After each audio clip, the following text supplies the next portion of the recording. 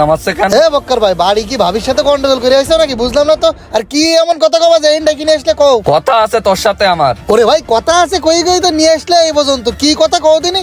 আমার একটা কাজ আছে, গ্যারেজে বিল নিতে হবে। কথা তো কাজের বিল নিয়ে, আমি যে কাজ ধরেছি সেই কাজের মধ্যে আবার হাত দিছিস কেন? তুমি কাজ ধরেছো মানে? তুমি তার সাথে কথা কইছো, সে আমার সাথে কথা কইছে।